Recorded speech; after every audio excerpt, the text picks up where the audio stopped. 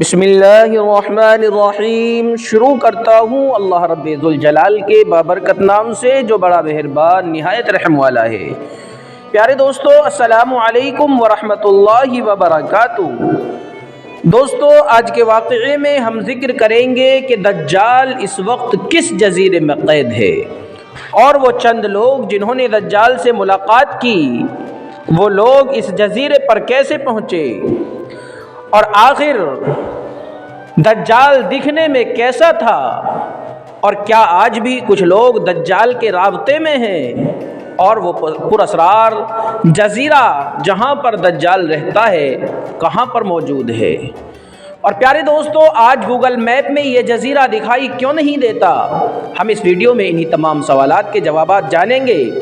مگر اس سے پہلے آپ سے گزارش ہے کہ اگر ابھی تک آپ نے ہمارے یوٹیوب چینل پیارا اسلام کہانیاں 10 پوائنٹ کو سبسکرائب نہیں کیا ہے تو اسے ضرور سبسکرائب کر لیں اور بیل کے بٹن کو دبا کر آل پر سلیکٹ کر لیں تاکہ آنے والی واقعات سب سے پہلے آپ دوستوں تک پہنچ جائیں۔ پیارے دوستو، آئیے شروع کرتے ہیں دجال کا یہ واقعہ۔ پیارے دوستو، دجال وہ فتنہ ہے جس کے متعلق حضرت آدم علیہ السلام سے حضرت محمد صلی اللہ علیہ وسلم تک تمام پیغمبروں نے اپنی امت کو آگاہ کیا۔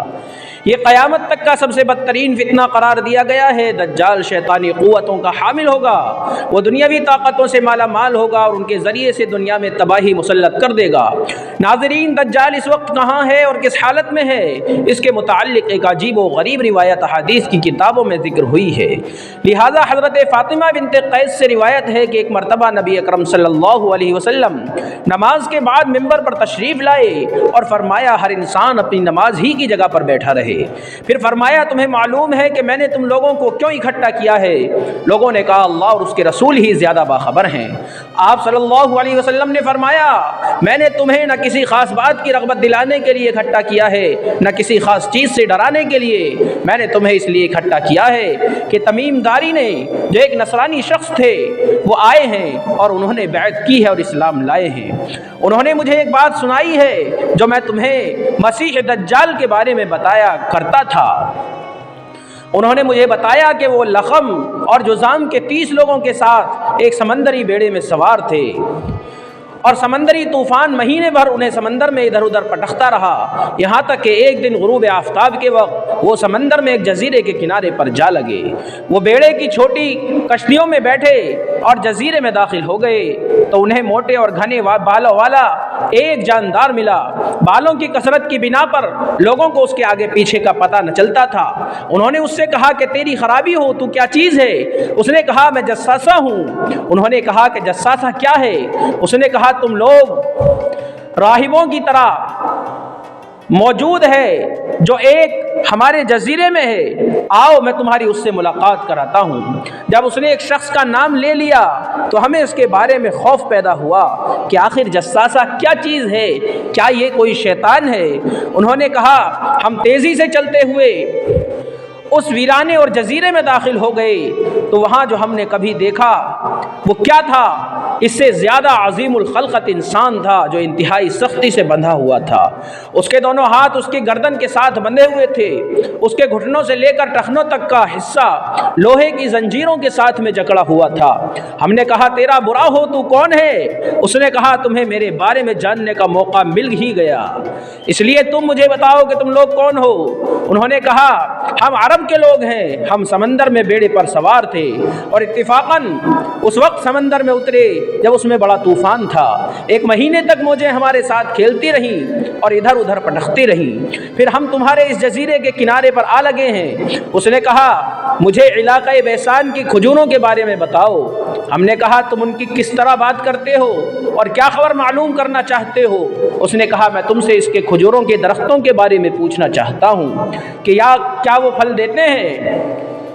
ہم نے اس سے کہا کہ ہاں۔ اس نے کہا وہ وقت قریب ہے کہ وہ پھل نہیں دیں گے۔ اس نے کہا مجھے بحیرہ طبریہ کے بارے میں بتاؤ۔ ہم نے کہا اس کی کس بات کی خبر جاننا چاہتے ہو؟ اس نے کہا کیا اس میں پانی ہے؟ انہوں نے کہا کہ ہاں اس میں بہت پانی ہے۔ اس نے کہا قریب ہے کہ اس کا پانی گہرائی میں چلا جائے گا، یعنی کہ سوکھ جائے گا۔ اس نے کہا مجھے ملک شام کے علاقے زغر کے چشمے کے بارے میں بتاؤ۔ اس نے کہا کہ اس کی کس بات کی خبر چاہتے ہو؟ تو انہوں نے کہا کیا چشمے میں پانی ہے؟ تو انہوں نے کہا کہ ہاں اس میں پانی ہے اور وہاں کے باشندے چشمے کے پانی سے کھیتی باڑی کرتے ہیں۔ ہم نے کہا کہ ہاں ابھی بھی اس میں پانی موجود ہے۔ تو اس نے کہا مجھے امیوں اہل عرب کے نبی آپ صلی اللہ علیہ وسلم کے بارے میں بتلاؤ۔ تو انہوں نے کہا کہ وہ مکے سے نکل کر مدینے میں سکونت پذیر ہو گئے ہیں۔ تو اس نے کہا کیا عرب کے باشندے ان کے ساتھ جنگ لڑے؟ ہم نے کہا کہ ہاں۔ تو اس نے کہا اس نبی صلی اللہ علیہ وسلم نے ان کے ساتھ کیا کیا؟ تو ہم نے اسے بتایا کہ وہ اپنے ارد گرد کے عربوں پر غالب آ گئے ہیں۔ تو اس نے کہا کہ ان کو آپ صلی اللہ علیہ وسلم کی اطاعت ہی اختیار کر لینی چاہیے۔ تو اس نے کہا یہ بات ان کے لیے بہتر ہے کہ اس نبی کی اطاعت کریں، اور میں تمہیں اپنے بارے میں بتلاتا ہوں، میں ہی مسیح دجال ہوں اور مجھے عن قریب نکلنے کی اجازت مل جائے گی۔ میں نکل کر زمین میں ہر جگہ جاؤں گا اور مکہ اور مدینہ کے سوا کوئی بستی نہ چھوڑوں گا۔ 40 دنوں کے اندر سب بستیوں میں اتروں گا۔ مکہ اور مدینہ میرے لیے حرام قرار کر دیے گئے ہیں۔